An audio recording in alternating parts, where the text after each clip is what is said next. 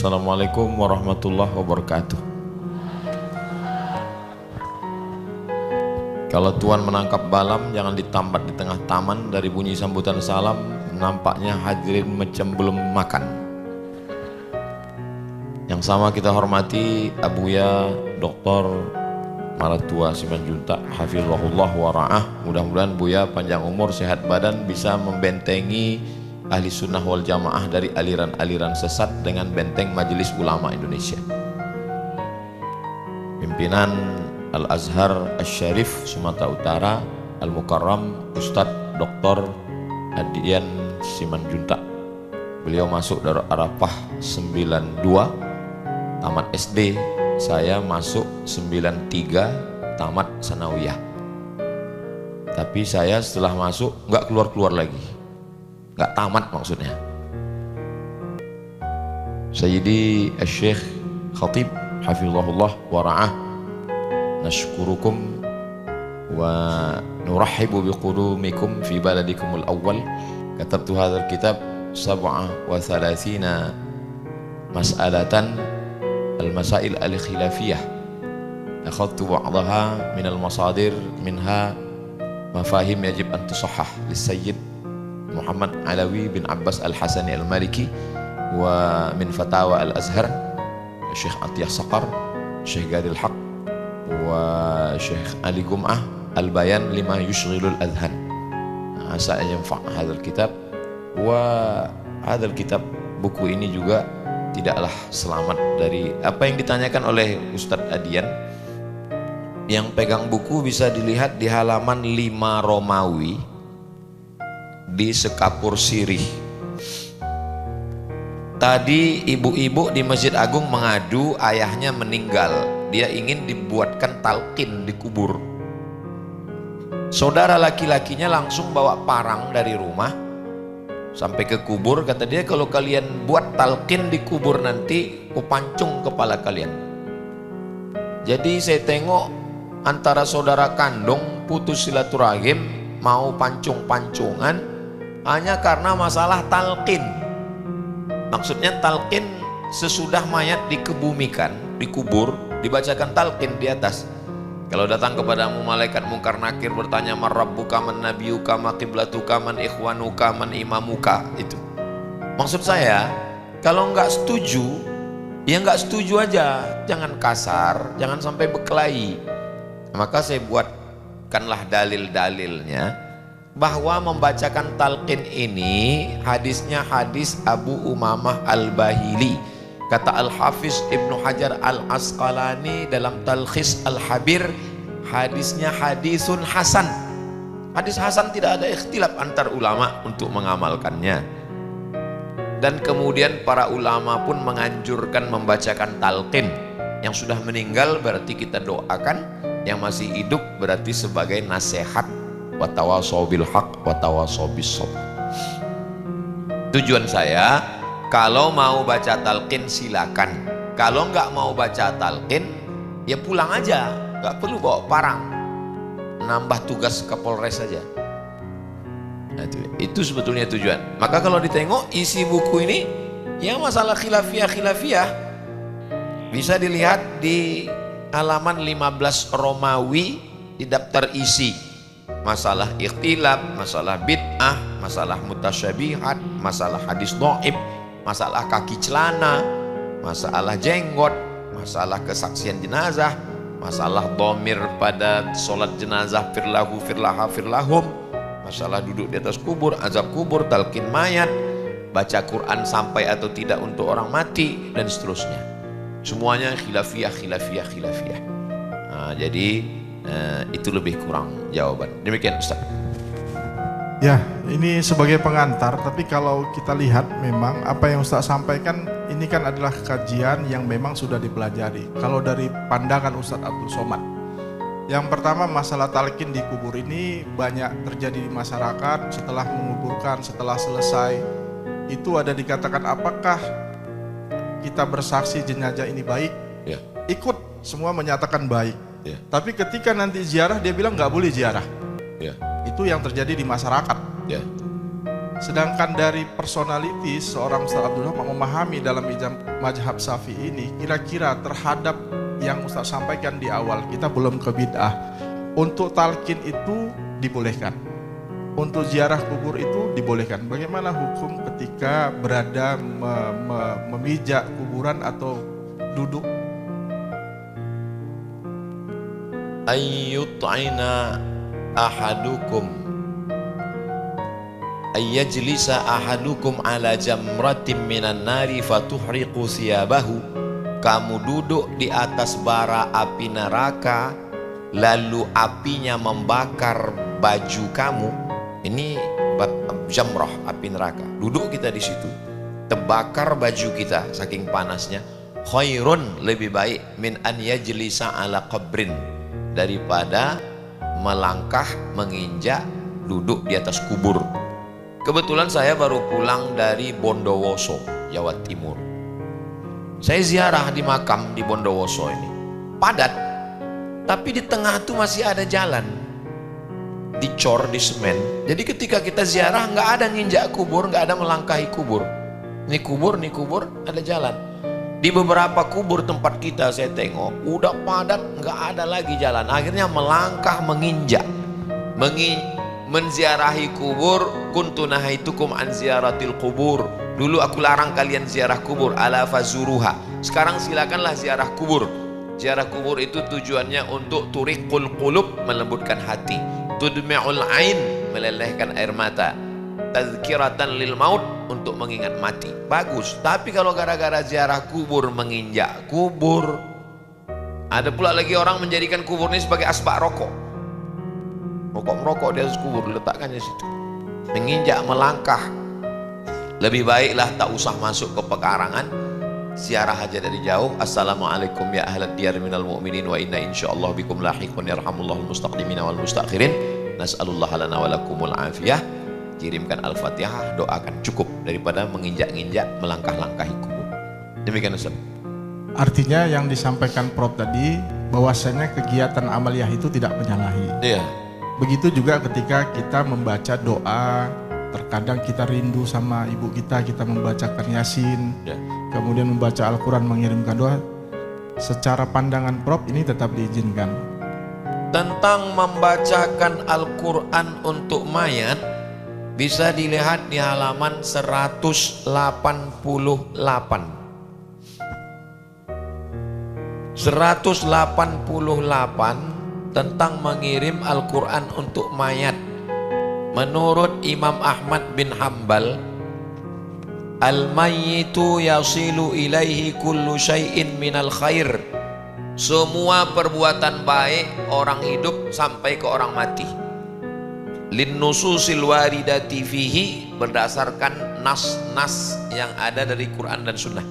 Wali annal muslimina yajtami'una fi kulli misrin, seluruh kaum muslimin di semua tempat di dunia ini, wa yaqra'una, mereka baca Quran, wa yuhduna, dan mereka menghadiahkan pahala bacaannya, 5 tahun untuk orang meninggal, min ghairi nakirin, tanpa ada yang mengingkarinya. Fakana ijma'an, maka mengirimkan bacaan Al-Quran untuk orang meninggal dunia itu adalah ijma', konsensus, kesepakatan umat Islam. Menurut Ibnu Taimiyah, wa ammal qira'atu, baca Quran, wa sadaqatu, sedekah, wa ghairuhuma, dan selain itu, min a'malil birri, perbuatan baik, fala niza'a, tidak ada perbedaan pendapat di kalangan ulama, baina ulama'i ahli sunnati wal jamaati, antara ulama ahli sunnah wal jamaah, fi wusuli sawabil ibadati al maliyati kas sadaqati wal itqi, maka pahalanya sampai. Kenapa kita kan mazhab Syafi'i? Kenapa Ustadz buat di sini mazhab Hambali? Banyak. Kenapa Imam Ahmad bin Hambal dan Ibnu Taimiyah? Karena yang banyak-banyak berceramah di YouTube mengatakan nggak sampai ini mengaku pengikut Ibnu Taimiyah. Dia bilang saya ini ikut Ibnu Taimiyah. Kau ikut siapa? Ikut Ibnu Taimiyah. Ibnu Taimiyah aja mengatakan sampai. Kau ikut siapa? Ikut Imam Hambali. Imam Hambali mengatakan sampai. Adapun berdasarkan hadis-hadis Nabi Muhammad SAW, Maka saya muatkan beberapa hadisnya tentang sampainya pahala bacaan Al-Quran untuk orang yang meninggal dunia. Begitu juga tentang jawaban-jawaban ulama tentang orang yang mengatakan tidak sampai, maka sesungguhnya sampai. Adapun tentang pendapat yang mengatakan wa alil insani illa ma sa'a, orang hanya mendapatkan hasil hidup dia, maksudnya idza matal insan, kalau manusia mati inqata'a amaluhu, putus. Kan udah mati Pak Ustadz, udah putus. Maksudnya yang putus amal orang meninggal itu putus. Idza matal insan, kalau Abdul Somad meninggal, amal Abdul Somad itu yang putus. Abdul Somad gak bisa lagi ceramah. Kalau diundang orang ke Al-Azhar Asy-Syarif, penceramahnya almarhum Abdul Somad, udah putus, gak bisa lagi. Adapun amal Ustadz Adian mengirimkan Al-Fatihah ke Abdul Somad, sampai. Kalau tidak sampai bacaan Al-Fatihah, maka kata Sayyid Muhammad Alawi, kenapa di dalam sholat jenazah itu ada bacaan Al-Fatihah? Allahu Akbar, Al-Fatihah. Itu menunjukkan Al-Fatihah orang yang hidup sampai kepada orang yang meninggal dunia. Kalau mau kirim bacaan, kirim. Kalau nggak mau, jangan salahkan orang. Karena orang itu juga punya dalil. Gak usah kelahi gara-gara itu. Itu yang saya maksudkan. Udahlah kita kelahi gara-gara itu. Orang sibuk berkelahi masalah Selat Hormuz. Kita masih lagi mengkelahi masalah-masalah itu. Itu maksud saya, Ustaz. Masya Allah, luar biasa ya. Kita senyum dulu, jangan tepuk tangan dulu, karena tepuk tangan di akhir. Baik, terima kasih Prof. Ini sudah mau masuk bulan haji dan sekarang sudah masuk kloter di 10-an. Ini juga sedang viral ya, perihal badal haji. Yang tadi dikatakan inqata amaluhu. Tadi sudah sangat tegas disampaikan Prof, yang putus itu adalah yang meninggal. Tapi mengirimkan doa masih bisa. Ini ada masalah badal haji. Ya. Kemudian masalah infak, sedekah, wakaf, Ya. wakaf Al-Quran. Itu sama berarti Ya, kesimpulannya bahwasanya itu tetap sampai. Artinya apa yang berada pemikiran-pemikiran itu semua memiliki dalil. Sudah ditegaskan tadi oleh Ustaz Abdul Somad, jangan berkelahi terhadap hal-hal yang seperti ini.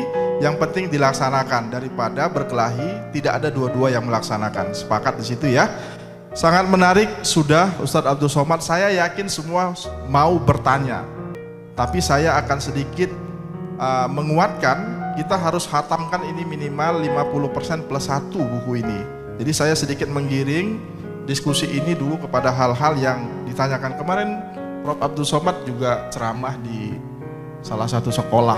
Pertanyaannya itu mungkin sederhana, yang sering ditanyakan ibu-ibu ini yang pakai makeup, takut duduknya nggak sempurna. Jadi itu masalah bagaimana tangan kita ketika kita berdoa kepada Allah. Posisi tangan. Yang kedua, ketika kita berdoa mengusap wajah atau tidak setelah mengusap wajah. Jadi ini dampaknya ke ibu-ibu, apakah dia mengusap wajah atau tidak ketika berdoa. Ini relevan dengan sholat kita subuh kunut subuh.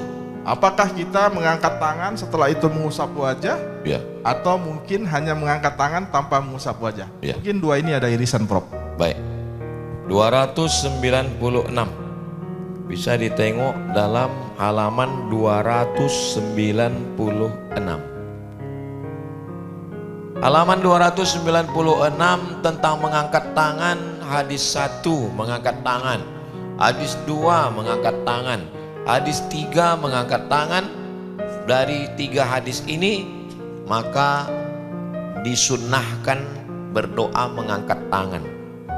Pendapat apakah hadisnya itu sahih? Hadisun sahihun. Hadisnya adalah hadis sahih. Apa kata Ibnu Taimiyah? Wa amma raf'ul yadaini fid du'ai, adapun mengangkat tangan ketika berdoa, faqad jaa fihi ahaditsu katsiratun, maka banyak hadis-hadis sahih, sahihatun, hadis yang sahih. Kenapa Ustaz pakai Ibnu Taimiyah? Ya karena yang banyak melarang ini Ibnu Taimiyah, pengikut yang ngaku-ngaku Ibnu Taimiyah. Saya cuma mau ngasih tahu, imam kalian aja mengangkat tangan baca doa. Kemudian tentang menyapu, mengusapkan tangan. Subhana rabbika rabbil izzati amma yasifun wa salamun alal mursalin walhamdulillahi rabbil alamin. Tentang mengusapkan tangan di halaman 299. Karena Rasulullah SAW idza madda yadayhi fid du'a, kalau Nabi mengangkat tangannya berdoa, lam yaruddahuma, Nabi tidak menurunkan tangannya, hatta yamsaha bihima wajhahu, Nabi tidak menurunkan tangan sebelum dia mengusap mukanya, maka diusapkan muka. Alhamdulillahi rabbil alamin, mengusapkan muka. Kenapa diusap muka? Karena dengan mengusapkan muka itu adalah di situ ada rahmah. Nabi mengatakan orang yang mengangkat tangan itu innallaha yastahyi ayyaruddahuma sifran. Allah malu menengok orang yang angkat tangan lalu tangannya itu kosong. Jadi waktu ngangkat tangan itu ada rahmat dan barokah. Itulah maka diusapkan ke muka. Jangan mengusapkan tangan ke muka karena hadisnya dhaif. Akhrajahu Tirmidzi, hadis ini disebutkan Imam Tirmidzi. Walahu syawahidu, banyak hadis-hadis lain yang mendukung. Minha hadisu Ibni Abbasin, diantaranya hadis yang diriwayatkan Ibnu Abbas dari Abi Daud. Wa majmuha yaqdi bi annahu hadisun hasanun. Saking banyaknya riwayat pendukung, maka hadis tentang mengusap wajah itu hadis hasan. Jadi kalau ada yang mengatakan, oh kalau berdoa jangan kau usap muka, itu hadisnya dhaif. Memang betul dhaif, tapi karena banyak jalur riwayatnya, maka hadisnya hadis hasan. Hadis hasan tidak ada ikhtilaf antar ulama.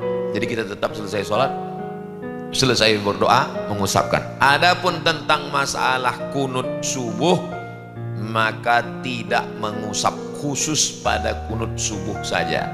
Dia tetap baca Allahumma hdina fi man hadait wa afina fi man afait wa tawallana fi man tawallait wa barik lana fi ma atait wa qina bi rahmatika syarra ma qadait fa innaka taqdi wa la yuqda 'alaik wa innahu la yadhillu man walait wa la ya'izzu man 'adait tabarakta rabbana wa ta'ala falakal hamdu 'ala ma qadait nastaghfiruka wa natubu ilaik wa sallallahu ala sayyidina Muhammadin nabiyil ummi wa ala alihi wa sahbihi wa baraka wa sallam. Dia tidak mengusap, khusus pada kunut subuh. Tapi kalau ada orang yang mengusap, maka sholatnya tidak batal, tapi dia bertentangan karena Nabi tidak ada diriwayatkan mengusap pada kunut subuh. Tak ada dibahas di sini. Itu pertanyaan tambahan. Berarti kalau cetak buku baru bertambah. Ini saya tulis 37 karena waktu nulis buku ini umur saya 37. Berarti sudah terjawab ya. Kenapa 37? Waktu menulis 2014 umur 37. Usia Prof 37. Sekarang Tapi 38. sekarang masih 38 ya. 38. Itulah bedanya. Itu yang membedakan. Saya perhatikan dari tadi Prof turun dari mobil 2022, Prof wajahnya seperti ini terus. Ada melihatnya, yang lihat sebelah sini ubannya udah banyak gitu. Masya Allah ya. Ini juga kaitan terhadap sesuatu hal yang sering terjadi di masyarakat. Ini sudah masuk Prof pertanyaan-pertanyaan melalui Google Form, karena memang kita lihat Prof tidak seantusias dan tidak begitu banyak yang ketawa. Saya berharap di terakhir banyak ketawa, karena ini semua daging yang mau diambil. Ini saat sekarang ini bermasyarakat. Sering kita lihat amaliyah malam Jumat, sedangkan di sekolah ini juga kita tetap yasinan. Ya. Ini supaya tidak jadi pandangan dan ini tidak disalahkan dan menyalahkan. Ini perihal membaca yasinan, tahtim, tahlil, kemudian pembacaan surat Al-Kahfi di setiap malam Jumat. Ini ada di dalam 37 masa populer. Mungkin ada pencerahan perihal ini, Prof. Rupanya Al-Azhar Asy-Syarif malam Jumat baca yasin. Di tempat kami pun malam Jumat baca yasin. Di tempat ibu masih. Alhamdulillah. Tempat bapak? Alhamdulillah. Bisa ditengok di halaman 201. Halaman 201. Wa qala al-hafizu Abu Ya'la haddatsana Ishaq bin Abi Israil haddatsana Hajjaj bin Muhammad an Hisham bin Ziyad anil Hasan qala sami'tu Aba Hurairah yaqulu qala Rasulullah SAW man qara'a Yasin, siapa yang membaca surat Yasin fi lailatin, pada suatu malam, asbaha maghfuran lah, pada waktu subuhnya dosanya diampunkan Allah. Siapa yang membaca surat Yasin pada suatu malam, maka pada waktu subuhnya dosanya sudah diampunkan Allah. Tak ada disebut malam Jumat. Maksudnya malam Senin, malam Selasa, malam Rabu, malam Kamis, malam Jumat. Jadi kalau ada orang mengatakan nggak ada disebut malam Jumat, memang nggak ada disebut malam Jumat, tapi malam Jumat itu kan malam. Masuk dia, kalimatnya umum. Apakah hadisnya itu bisa diterima? Imam Ibnu Katsir mengatakan sanad hadis ini jayyid. Di mana Ustadz bisa lihat? Buka tafsir Ibnu Katsir, namanya Tafsir Al-Qur'anil Azim, juz 7 halaman 561. Kalau mau baca, nggak mau baca jangan salahkan orang. Itu aja sebetulnya yang mau saya sampaikan. Hadis kedua, kata Imam Ibnu Katsir di muqaddimah tafsir surat Yasin itu, kata dia, iqra'uha ala mautakum, bacakanlah untuk orang meninggal. Makanya setelah membaca itu kita hadiahkan pahalanya untuk almarhum fulan bin fulan, almarhumah fulanah binti fulanah. Apa kata Imam Ibnu Katsir? Wa qala ba'dul ulama'i min khasaisi hadhihi surati, di antara keistimewaan surat Yasin, la tuqra'u inda amrin asirin, kalau dibacakan pada perkara-perkara yang sulit, yang susah, yang payah, illa yassarahullah, dimudahkan Allah. Susah jodoh, susah rezeki, susah mati. Saya beberapa jamaah saya bacakan, alhamdulillah Pak Ustadz, setelah Ustadz bacakan meninggal, kata dia. Man qara'a Yasin ibtigha'a wajhillahi ghufira lahu, siapa yang membaca Yasin dengan berharap balasan dari Allah, diampunkan dosanya. Ini hadis-hadis tentang Yasin ini bisa diterima atau tidak? Rawahul Baihaqi, diriwayatkan oleh Imam Al-Baihaqi dari Abi Hurairah radhiyallahu an, wa isnaduhu ala syartis sahih, sanadnya, silsilah periwayatannya cukup syarat untuk hadis sahih. Adapun membaca surat Al-Kahfi, man qara'a surat Al-Kahfi yaumal jumu'ati, siapa yang membaca surat Al-Kahfi hari Jumat, adha'a lahu min nur, diberikan Allah dia cahaya, ma bainal jumu'ataini, antara Jumat ini sampai Jumat depan. Jadi kalau malam Jumat baca surat Al-Kahfi, baca surat Yasin. Malam Sabtu, malam Ahad, malam Senin baca surat Yasin. Yang bisa bagus, yang tak bisa, ada orang lain bisa, jangan dilarang orang, jangan dikelahi orang gara-gara itu. Wallahu a'lam. Masya Allah, luar biasa. Sekarang kita boleh senyum kembali, berikan senyumnya. Baik Ustadz Prof yang kami hormati, ini sudah hampir 34 yang 37 itu disinggung dan mendapatkan kesimpulan. Sekarang saya akan melanjutkan ke pertanyaan dari orang tua murid yang sudah ditulis mungkin 2 minggu yang lalu ketika Ustadz Iqbal menyampaikan Ustadz Prof bisa hadir, kami sosialisasikan ini, dikirim Google Form ini. Maka izinkan saya selaku moderator menyebut namanya sebagai penghargaan beliau ingin ikut serta dalam majelis ilmu ini. Yang pertama dari Ibu Purnamasari Lubis, orang tua dari Nadine Aina Rahma Lubis. Prof, amalan apakah yang paling bermanfaat buat orang tua kita yang sudah meninggal? Amalan-amalan untuk orang tua yang sudah meninggal bisa dilihat di halaman 178.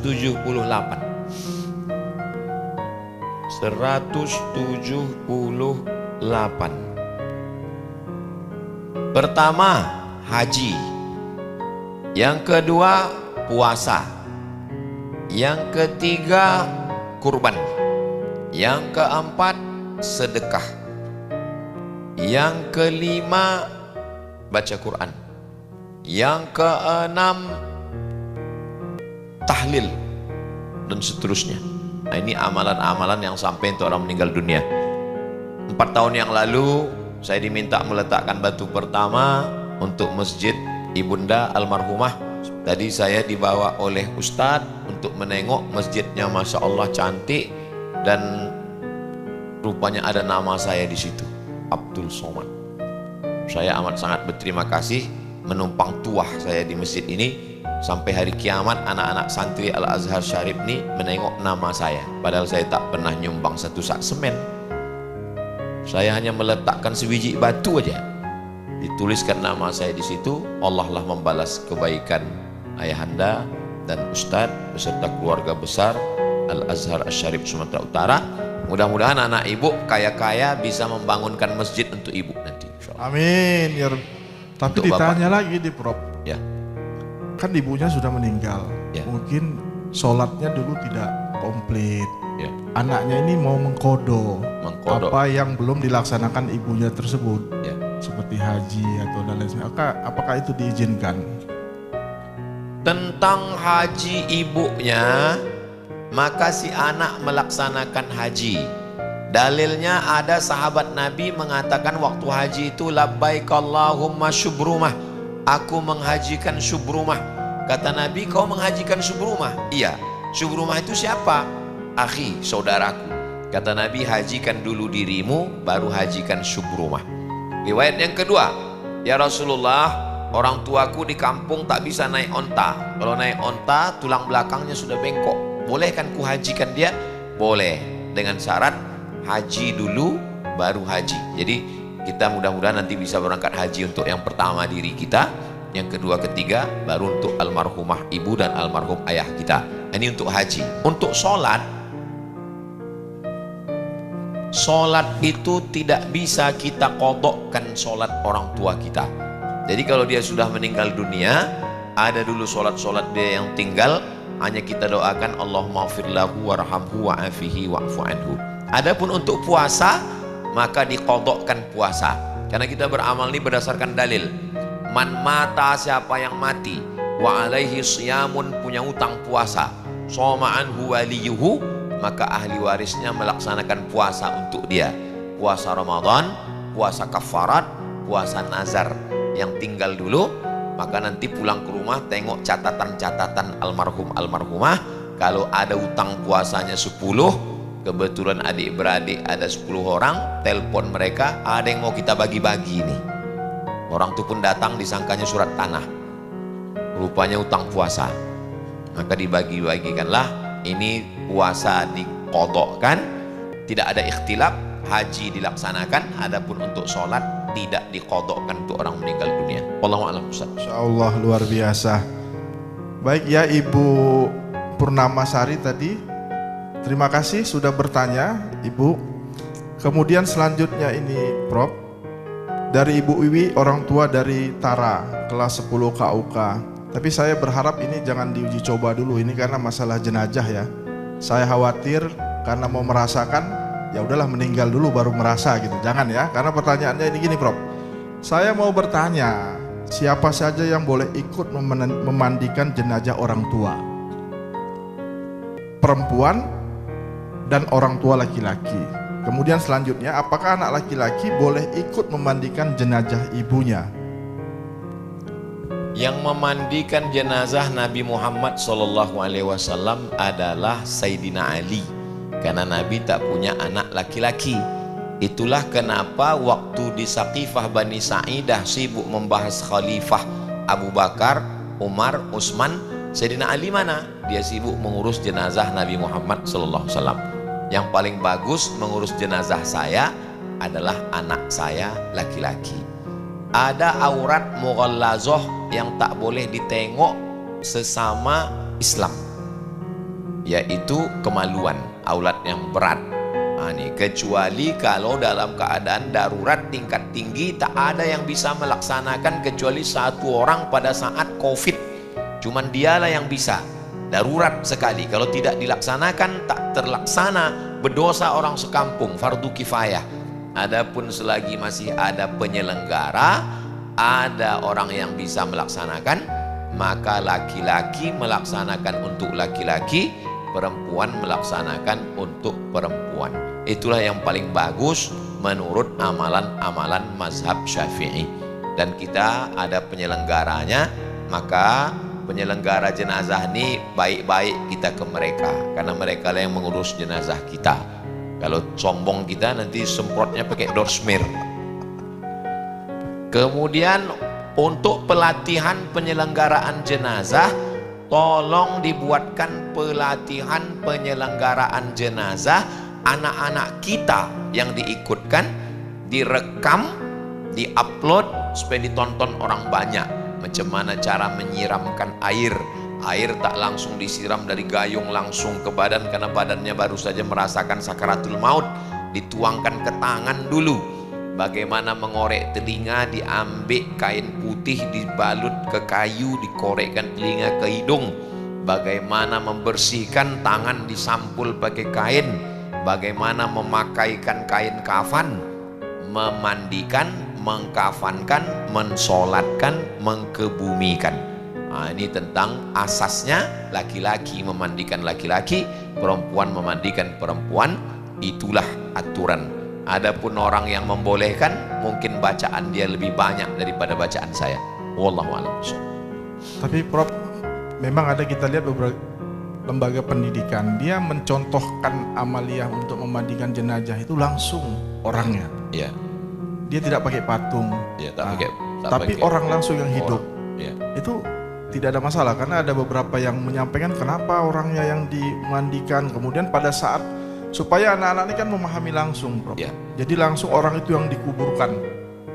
Kalau sekolah Al-Azhar Asy-Syarif Sumatera Utara mau buat penyelenggaraan jenazah, ada anak yang mau dimandikan, dikafankan, izin dulu ke orang tuanya. Takutnya nanti dia menuntut ke Komisi Perlindungan Anak. Karena sekarang macam-macam orang tua ini. Nah, kata dia itu adalah bully kata dia kan, verbal. Nah, kita izin, Pak, Bu, kami nanti ada penyelenggaraan, izin ya anak ibu, kata dia. Kalau bisa bukan cuma anakku, lakiku kalian mandikan juga, kata dia. Biar tobat dia, karena dia tak sembayang katanya kan. Nah, itu. Baik Prof, ini yang ketika mungkin diupload di sosial media itu banyak yang menyampaikan itu kok dilaksanakan seperti itu, tidak menggunakan dummy atau lain sebagainya. Ya. Tapi orang tuanya ikhlas, makanya saya khawatir. Ya. Pertanyaan tadi adalah, cobalah mandikan mama dulu atau Ya. bapak, betul nggak mandikannya supaya masuk surganya lebih cepat gitu. Ya. Baik, selanjutnya pertanyaan yang ketiga dari Ibu Teti Ulansari, orang tua dari Musafa Rafib Nasution, kelas 8, Abdullah bin Mas'ud. Ustadz Prof, ketika kita selesai sholat di sepertiga malam, ini ibu ini memang sholatnya nggak pernah tinggal, Prof. Saya yakin ini, karena pertanyaannya tegas. Misalnya sholat hajat, taubat, tahajud. Tapi kalau sholat taubat tiap hari bahaya juga, Prof. Sebaiknya berdoa dulu di masing-masing sehabis sholat, Ya. atau setelah semua sholatnya selesai baru berdoa. Bangun malam, sholat pertama, sholat sunat wudhu. Dalilnya Nabi memanggil Bilal, sami'tu dafana alaika baina yadayya fil jannah. Aku dengar suara sendalmu di surga. Apa amalanmu wahai Bilal? Kata Bilal, aku tidak pernah meninggalkan 2 rakaat selesai wudhu. Maka sholat sunat wudhu. Setelah sholat sunat wudhu, sholat sunat taubat. Dalilnya, ma min muslimin yuznibu dzamban. Ada orang yang khilaf salah berdosa. Tsumma yatatahhar, mandi, berwudhu, tayammum, tsumma yusalli rak'ataini, sholat sunat 2 rakaat, tsumma yastaghfirullah, minta ampun kepada Allah, illa ghafarallahu lah, Allah ampunkan dosanya. Setelah itu dia sholat sunat tahajud, wa minal laili, dari sebagian malam, fatahajjad, maka lawan kantukmu, bangkit sholat tahajud. Nafilatal lak, sebagai amal tambahan, asa ayyab'atsaka rabbuka maqaman mahmuda, mudah-mudahan Allah menempatkanmu di tempat yang terpuji. Setelah itu ditutup dengan sholat witir. Kalau ada hajat-hajat keinginan, paling afdol didahului 2 rakaat, habis itu baru berdoa, namanya sholat hajat. Setelah itu baru ditutup dengan witir. Innallaha witrun, Allah maha ganjil, yuhibbul witra, dia suka kepada yang ganjil. 3, 5, 7, 9, 11 paling banyak witir. 1 rakaat bisa witir. Lalu kemudian, apakah selesai sholat berdoa atau selesai sholat langsung tegak, salam langsung tegak di ujung? Lebih afdal selesai sholat berdoa. Habis itu baru sholat lagi, karena dalam hadis disebut doa apa yang paling afdal? Pertama, fi jaufil lail, tengah malam. Yang kedua, selesai sholat. Jadi kalau ada orang yang selesai sholat berdoa, selesai sholat berdoa, lebih afdal daripada dirapelnya semua. Tapi ini bukan masalah sah tak sah, ini masalah antara baik dan lebih baik. Wallahu a'lam. Tapi mungkin ditambahkan mungkin Prof ya, kalau bisa sholatnya sama suami Prof ya. Lebih bagus, rahimallahu mara'an, Allah merahmati suami, aiqaza ahlahu, membangunkan istrinya. Allah merahmati suami yang membangunkan istrinya, diambilnya air, dipercikkannya ke wajah ibu. Wake up my honey, wake up my darling. Sudah bisa Ibu Teti Ulan, berarti nanti pulang bilang sama Bapak, tolong ayah nanti malam ketika sholat, Perempuan yang bangun malam dibangunkan suaminya, masuk surga dengan suami. Perempuan yang bangun malam dibangunkan jam weker, masuk surga sama jam. Sudah Ibu Teti sudah hadir ibunya? Ibu Teti Ulansari hadir? Oke Bu, jadi nanti kata Ustadz Abdul Somad, wake up my honey. Ya, semoga semakin mesra ya dalam sholatnya. Karena kalau dia terpisah-pisah doanya beda-beda nanti. Masuk anaknya ke pesantren, suaminya bilang janganlah masuk pesantren Allah, masuk sekolah biasa saja, nggak ketemu dia, Prof. Ya. Kemudian selanjutnya ke Ibu Leni Sulastri, orang tua dari Alridge Jada Arif kelas 7. Ustaz Prof, apakah amalan di malam Jumat itu paling mustajab? Amalan di malam Jumat yang paling mustajab dari kami sebagai orang tua untuk anak-anak kami, baik itu yang berada di asrama ataupun yang di luar asrama. Doa yang paling afdal adalah setelah sholat 2 rakaat. Disebut dengan sholat hajat, karena setelah 2 rakaat itu hajat disebutkan. Hajatnya supaya anak selamat dari fitnah akhir zaman, LGBT, narkoba, seks bebas, sabu-sabu, pil anjing gila, ganja, dan seterusnya. Lalu kemudian setelah sholat itu membaca Al-Fatihah. Al-Fatihah artinya pembuka, membuka pikiran, membuka hati, membuka rezeki, membuka jodoh. Dibacakan Al-Fatihah, bertawassul dengan surat Al-Fatihah. Ya Allah, berkat surat Al-Fatihah ini bukakanlah pintu hati anakku. Bertawassul dengan sodakoh. Ada 3 orang terjebak di dalam gua, pintu gua tertutup. Yang satu bertawassul, ya Allah, berkat sedekahku bukakanlah pintu gua ini, terbuka. Maka bersedekah Jumat Mubarakah, bersedekah makanan untuk anak yatim, fakir miskin di masjid. Yang kedua bertawassul dengan, aku punya emak ayah, ku bawakan susu kambing, ku tunggu anakku menangis minta tapi tak ku kasih, istriku menangis tak ku kasih, ku tunggu emak ayahku bangun baru ku kasih. Berbakti kepada orang tua, anak pun akan berbakti ke kita. Yang ketiga, dia jatuh cinta pada sepupunya, hampir berzina, tak jadi karena dia takut sama Allah. Ternyata bisa juga bertawassul kepada Allah karena menahan diri dari dosa. Ya Allah, aku tak jadi buat dosa, dengan perbuatan jihadku ini kabulkanlah doaku. Jadi pada malam itu bertawassul kepada Allah, lalu kemudian memperbanyak sholawat. Man shalla alayya sholatan, siapa yang berselawat kepadaku, sallallahu alaihi biha asyra, Allah balas 10 kebaikan.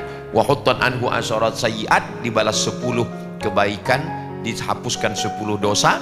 Wa rufi'at lahu asyara darajat, dinaikkan 10 derajat tingkatan kemuliaan. Salat sunat, baca Al-Fatihah, bersedekah, lalu kemudian berdoa kepada Allah. Mudah-mudahan Allah menjaga anak-anak kita semua. Masya Allah, sudah bisa diterima ya Ibu Teti Ulan, Ibu Ledi Sulastri. Hadir ibunya? Sudah bisa Bu ya, dipahami Bu ya. Jadi yang penting yang disampaikan Ustaz Prof tadi bisa kita amalkan, dan semoga menjadi doa yang baik untuk anak-anak kita. Ini perihal sholat Prof. Mohon maaf Ustaz. Insya Allah ini nampaknya kita harus bersabar karena ada informasi Lion sudah mempercepat pesawat Ustadz Prof dari 16.40 ke 12.15. Padahal biasanya pesawat ini delay.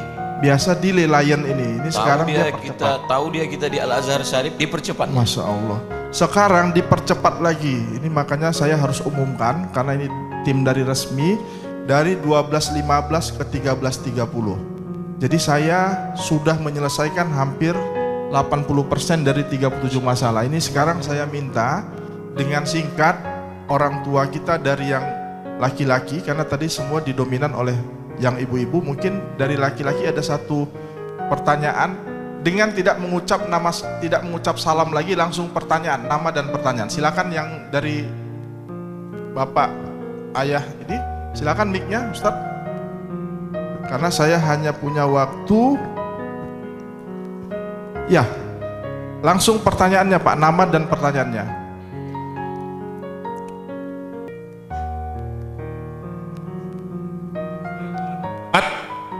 Orang tua dari Safira Yulatul Maulana dan Ardani Asadib Maulana. Pertanyaan saya adalah bagaimana sikap kita sebagai umat Islam ketika ada pemimpin yang ada seperti ini, ya? Karena kan sesuai dengan surat An-Nisa ayat 59, kita harus mengikuti pemimpin. Pemimpin itu yang seperti apa sih yang harus kita ikutin? Baik. Sedangkan yang ada seperti sekarang ini ya kita tahu bersama. Demikian. Baik, terima kasih. Terima Mungkin kasih. Bapak dilanjutkan yang di depannya Pak, biar kita cari irisannya. Ini perihal pemimpin. Bismillahirrahmanirrahim. Rasulullah SAW bersabda, iftarakatil yahud ala ihda wa sab'in wa iftarakatil nasara ala ithnataini wa sab'in wa iftarakat ummati ala thalathin wa sab'in. Rasulullah mengatakan bahwa umatnya akan terpecah menjadi 73. Maka kita lihat dari tahun 300 sudah banyak firqah-firqah dan sampai sekarang lebih banyak lagi. Apakah ini 73 hanya ta'yin, batasan, dan kemudian apa hikmah dari banyaknya perbedaan firqah-firqah ini sehingga terjadinya banyak pembunuhan atau perang antar umat Islam, sedangkan antar umat kafir tidak ada perang. Baik. Jazakumullah. Dari siapa Ustaz? Abdul Aziz. Orang tua dari? Al-Fakir, abang dari Rahma Sawita, Ahadutulabi Hadramaut Yaman. Oke. Selanjutnya ada satu lagi tadi yang di belakang, silakan boleh dibantu. Ini masalah pemimpin yang Qasim Umailah salah sawasawain. Yang terakhir ini. Auzubillahiminasyaitonirrajim. Bismillahirrahmanirrahim. Langsung. Saya Surya Kelana dari orang tua Al-Fatin Gisala kelas 7 Zainab binti Ahmad. Al Ustadz, saya mau bertanya. Kebetulan saya alhamdulillah sebagai bendahara masjid di salah satu masjid Aceh Tamiang. Saya cuma bertanya simpel aja. Zakat fitrah itu kan kebanyakan dari warga daerah saya itu kan lebih memilih beras. Tapi saya secara pribadi lebih memilih uang. Kenapa? Karena saya lihat fenomena sekarang ini ketika kebetulan saya diangkat juga sebagai badan amil. Ketika jamaah atau warga-warga yang berzakat fitrah menggunakan beras, nanti ketika dibagikan sama penerimanya itu dijual kembali, bahkan sampai dengan harga yang lebih murah. Karena waktu itu kan posisinya beras itu sudah banyak beredar. Apalagi daerah kami ini Aceh Tamiang baru terdampak banjir yang sangat dahsyat. Jadi menurut Ustadz, apakah lebih baik memang beras atau dengan kondisi begitu lebih baik dengan uang? Baik. Terima kasih. Ada 3 pertanyaan Prof, silakan. Innallaha ya'murukum an tu'addul amanati ila ahliha. Allah menyuruh supaya pemimpin itu meletakkan amanah pada tempatnya. Syarat pemimpin yang pertama amanah. Wa idza hakamtum bainan nasi an tahkumu bil adli. Kalau dia menetapkan hukum, hukumnya adil. Pemimpin yang amanah, yang adil, itulah dia ayat setelah itu, ati'ullah wa ati'ur rasul wa ulil amri. Jadi ulil amri itu adalah orang yang amanah dan adil.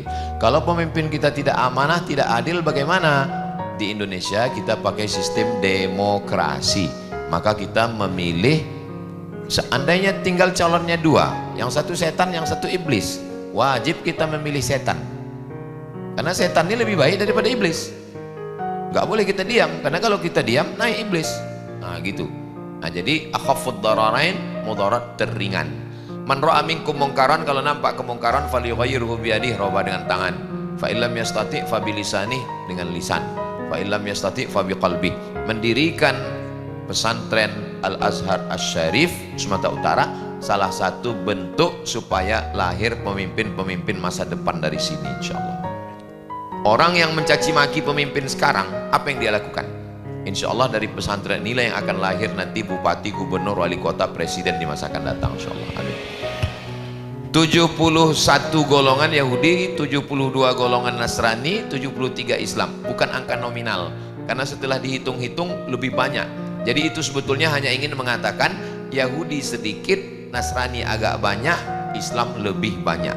Lalu di antara 73 ini golongan mana yang selamat? Kata Nabi, ma'ana alaihi wa ashabi. Kelompok yang aku jalani dan sahabat-sahabatku, itulah dia namanya ahli sunnah wal jamaah. Kita inilah ahli sunnah. Kita inilah yang menjalani yang dijalani Nabi dan sahabat, ahli sunnah wal jamaah. Tentang masalah membayar zakat fitrah dengan uang, nama kitabnya Al-Bayan Lima Yushghilul Adhan, ditulis oleh Syekh Ali Jum'ah, mufti Mesir, masih hidup orangnya di Mesir. Kata beliau, lebih utama untuk zaman sekarang pakai uang. Kenapa? Karena zaman dulu pakai barter. Zaman dulu kalau kita kasih beras, beras bisa tukar ikan, beras bisa tukar kain, beras bisa ganti baju. Sekarang kalau kita kasih beras, beras itu dijualnya lagi ke pasar dengan harga rendah, 2 kali dia rugi. Maka bagus pakai uang. Nah, jadi alhamdulillah Majelis Ulama Indonesia Komisi Fatwa memberikan pilihan, kalau mau pakai beras sekian, mau pakai uang sekian. Nah, jadi silakan pakai uang, karena itu masih dalam ahli sunnah wal jamaah, Hanafi, Maliki, Syafi'i, Hambali. Kalau ada orang mengatakan jangan pakai uang karena pakai uang itu bid'ah, karena Nabi tak pernah pakai uang, maka pakai beras juga bid'ah, karena Nabi tak pernah pakai beras. Nabi pakai gandum, berarti makan nasi bid'ah, apalagi makan lontong. Demikian Ustaz. Masya Allah. Ini sudah 3, sudah tadi ada 5. Saya minta Ustadz 5 menit saja supaya kelihatan ilmu anak-anak ini. Dari yang ahwat 1 pertanyaan, ada yang mau tanya, nama langsung bertanya. Ada yang ahwat atau takut terdesak-desak? Yang ahwat, oke. Yang ikhwan ada yang mau bertanya 1? Santrinya? Oke, langsung kita kasih 1 pertanyaan untuk ibu-ibu ya, 1 saja. Oke, ibu yang di sini langsung mewakili Bu. Langsung nama Bu ya, jangan salam lagi. Nama langsung pertanyaan. Nama saya Sri Hairani. Oke. Mau bertanya Ustadz, bagaimana hukumnya mengazankan orang yang sudah meninggal pada saat dikuburkan? Karena pada saat ini saya lihat kalau semua dikuburkan itu rata-rata diazankan. Apakah tidak diazankan itu nggak apa-apa Ustadz? Itu Ustadz. Sumber pengambilan hukum dalam Islam 10. Quran, hadis, ijma', qiyas yang disepakati. Ada 6 yang tak disepakati. Saddu zara'i, qaulu sahabi, istihsan, istishab, urf. Ada mengazankan mayat dalam Quran? Tak ada. Ada mengazankan mayat dalam hadis? Tak ada. Ada mengazankan mayat dalam ijma'? Tak ada. Ada mengazankan mayat dalam qiyas? Ada. Mengazankan mayat itu dalilnya qiyas, sebagian mazhab Syafi'i. Kalau lahirnya diazankan, waktu datangnya diazankan, maka waktu pulangnya juga diazankan. Jadi kalau ditanya, orang yang mengazankan mayat itu apa dalilnya? Qiyas. Kalau bukan mazhab Syafi'i, ba'dus Syafi'iyah, sebagian mazhab Syafi'i. Jadi kalau mau mengazankan silakan, kalau nggak mau nggak usah. Tapi kalau ada yang buat jangan diejek, karena itu ada dalilnya dalam mazhab. Ustadz sendiri saya tanya, kalian mau diazankan atau tidak? Enggak Pak Ustadz, ya nggak usah buat. Tapi kalau kata dia, kami buat Pak Ustadz, silakan kalian azan. Tapi saya sampai sekarang nggak pernah mengazankan orang meninggal. Demikian, Wallahu a'lam. Terima kasih Ustadz. Masya Allah, terima kasih ya Umi ya. Kemudian ini kaitan terhadap pengukuhan. Ini Umi juga sering bertanya ketika wawancara Ustadz. Wawancara orang tua menyampaikan di sekolah ini zikirnya zohir, tidak sir. Kemudian ada amaliyah salam-salaman setelah sholat. Kemudian setelah itu ada kegiatan doa bersama seperti budaya. Ustadz buat di situ adalah budaya dan tradisi. Ini menguatkan, apakah ini tidak menyalahi ya? Dan bagaimana Ustadz sendiri?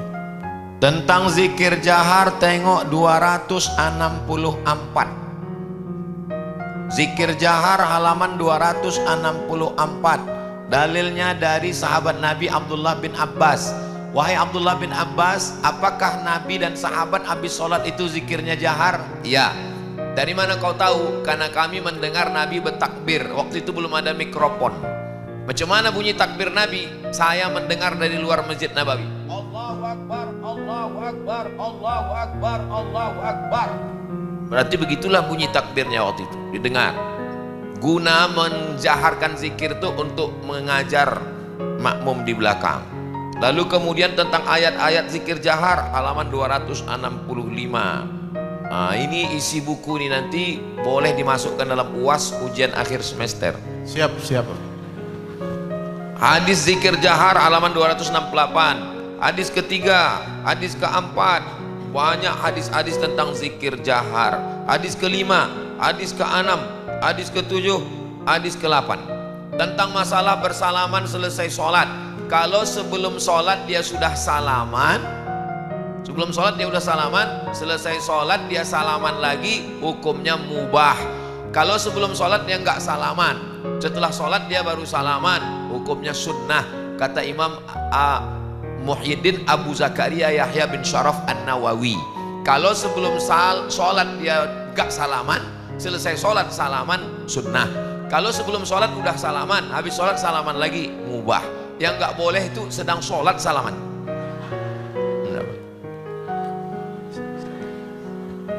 Masya Allah, ini sudah memfokuskan yang menjadi qawaid atau kaidah-kaidah di buku ini sudah ditegaskan langsung dari penulisnya. Maksud saya ingin menyampaikan kalau ada penggalan-penggalan ceramah Ustadz Abdul Somad yang sering dipenggal, ini sudah langsung dibantu dengan ayah bunda, abi dan umi yang berhadir sini, bahwasanya tidak benar penggalan kata-kata yang disampaikan oleh Ustadz Abdul Somad. Jangan ambil potongan hukum dari TikTok. Tonton di channel resmi Ustadz Abdul Somad Official, subscribe, like, share, and comment. Baik ayah bunda, karena memang Allah memberikan waktu di majelis ilmu ini tidak begitu lama, saya mungkin di forum ini kalau bisa tahun depan bisa hadir lagi Ustadz. Insyaallah, Ustadz. Supaya apa yang di hari masih belum tersampaikan bisa kami timbal lagi ilmunya, dan Ustadz juga bisa kembali ke Pekanbaru karena ada jadwal gen. Tapi ini bukan kesalahan dari tim Ustadz Abdul Somad karena maskapainya yang memajukan pesawatnya. Mungkin closing statement Ustadz. Kalau tuan pergi ke Padang jangan lupa makan holat. Al Azhar Syarif yang mengundang, nggak datang takut kita kualat. Masya Allah. Ya Ustadz Iqbal ya sudah didengar. Baik ayah dan bunda sekalian, saya sangat berterima kasih. Kegiatan bedah dan dialog buku ini tidak akan bisa berjalan seperti ini kalau tidak ada memang partisipasi dari ayah dan bunda. Saya Muhammad Adian Simanjuntak. Sudah ada 3 UAS ini hari. Satu ada Ustadz Abdul Somad, Ustadz Adian Simanjuntak, dan yang terakhir sudah dipatwakan tadi, masukkan ini ke ujian akhir semester. Terima kasih. Wallahu muwaffiq ila aqwamit thoriq. Assalamualaikum warahmatullahi wabarakatuh.